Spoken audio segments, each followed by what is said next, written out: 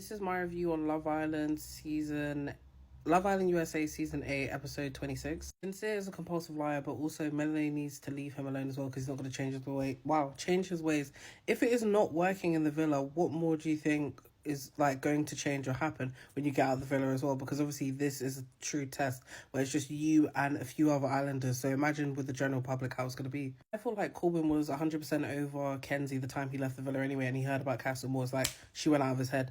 KC, from what he just said in that speech, sounds like he just wants someone to chase him, and TT is right there as a pick-me to do that, and abide by his rules, I guess. Corbin still is not, explaining himself as to what he means by the girls in the villa are high school girls and the girls in Casa are more college girls. As a grown-ass man, why are you even comparing the two?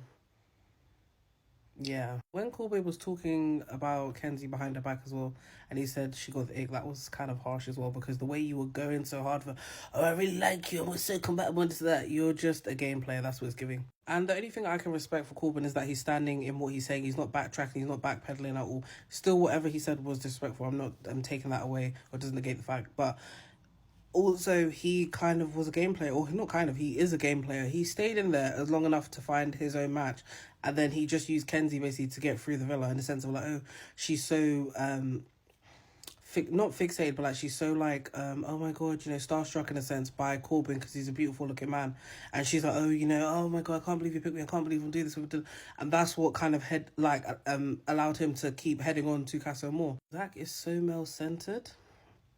It's insane. Like a pick me for the guys. Every time he wants the guys' approval, every time he wants to be involving himself in other people's business for no reason. Focus on your own connection and why you're so insecure, so sad within yourself, because the way he treats Kader as well and projects a lot every time, trying to keep picking at her till she has low self-esteem like yourself. So the girls picked door 7, and it's when it's about Kenzie and Corbin, and obviously it's where they have the hidden kiss as well. And Kenzie's talking about, she's basically spinning a story to both parties.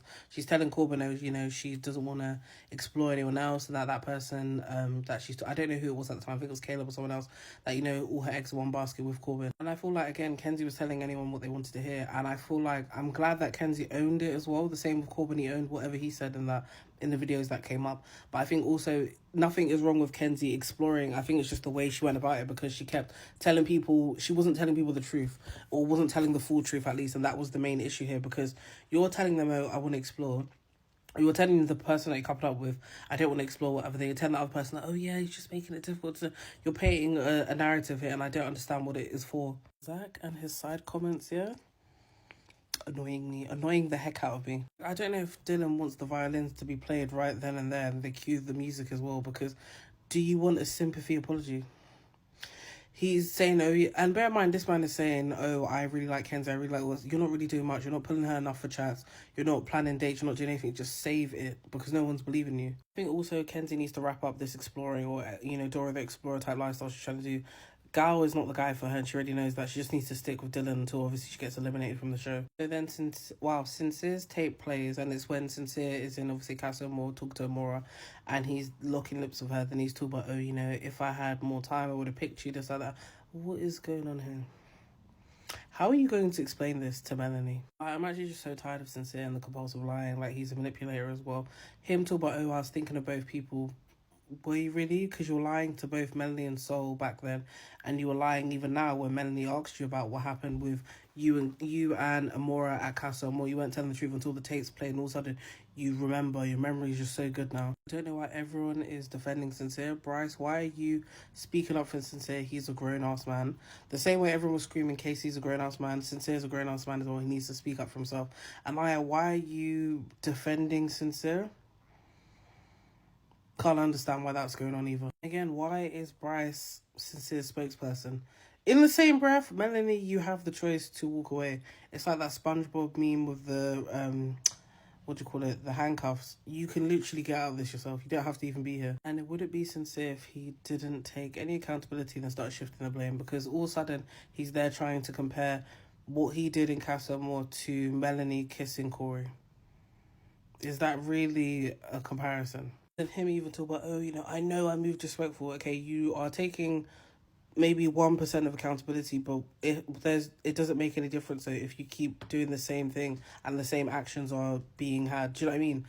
Even Bryce talking about, oh, just say sorry, just say sorry. He's not taking accountability. He's just trying to basically shut her up by saying, oh, just say sorry and that will be it. Like, it's just like someone telling someone, oh, I've cheated on someone. Okay, just give her flowers and tell her you're sorry, cry a bit, whatever. Manipulate the situation to benefit you when you're not really benefiting your partner in this situation. Especially, obviously, the cheating's an extreme example, but I just mean in general. And the thing is, Melanie, will you be leaving Sincere? Because that's another thing as well. All this crying, hooting and hollering that everyone keeps doing around this situation, other situations, well, are you going to leave? Because movie night should have been the end of you two, if I'm honest. And I get maybe you want to stay in the villa, but it's maybe time to wrap it up. I'm actually glad that I went up to Casey and apologised for shouting in his face, but I feel like Casey should have been the one to do it first, as a man.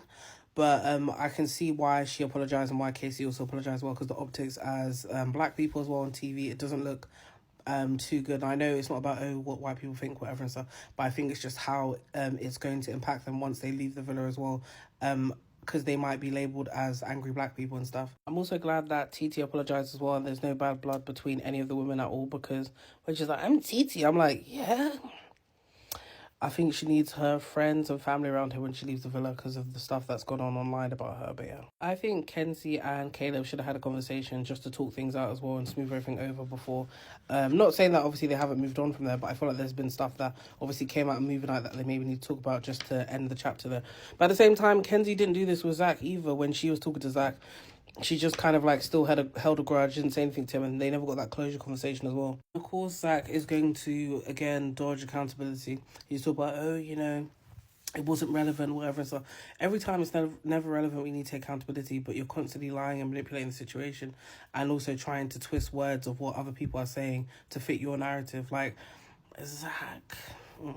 This is what I mean with gaslighting the audience and Kader as well. You're talking about, oh, you never felt a connection, so why did you keep going back for a kiss with someone that you don't feel a connection with, or you feel like it was a chore to kiss them? Doesn't make any sense. Anything TT should take away from movie night is that Casey likes the chase, and unless she's going to still continue on being a pick-me and chase him, that's what the relationship's going to be like. She's going to keep chasing him, keep trying to fight for his affection to a certain degree as well. I also don't understand how Sincere is not the one sleeping in soul ties. Why is Melanie outside? Yes, Melanie doesn't want to share a bed with Sincere, but everyone should be advocating for Sincere to get up out and move up outside. Can't even get the words out. And Melanie to sleep in the bed, because that would be the right thing. Because why is she basically, in a sense, going through the punishment as well? Not look at her scared about the owl or whatever, but still, why should she be outside? The only solid connections here, or people that actually are in couples that they generally like the people, is Bryce and Trinity, Anaya and Carl, TT and Casey, Corbin and Parmida, and I would say Sincere Melanie, but they don't really count because of the amount of toxicity that there is between the two. That's what I mean. People are giving too much advice when they shouldn't be doing that. Why is Bryce telling him, oh, he needs to do more work? They've been in the villa for over a month right now. What more work does he have to do if he hasn't done it already in the villa? And there's no change in behaviour then. So what chance do they have on the outside world? Bryce, just shut up. And I feel like when Corbin was talking about his mum and dad and saying that the spark has basically gone between them, it maybe has an impact on how he deals with people in regards to the level of intimacy as well.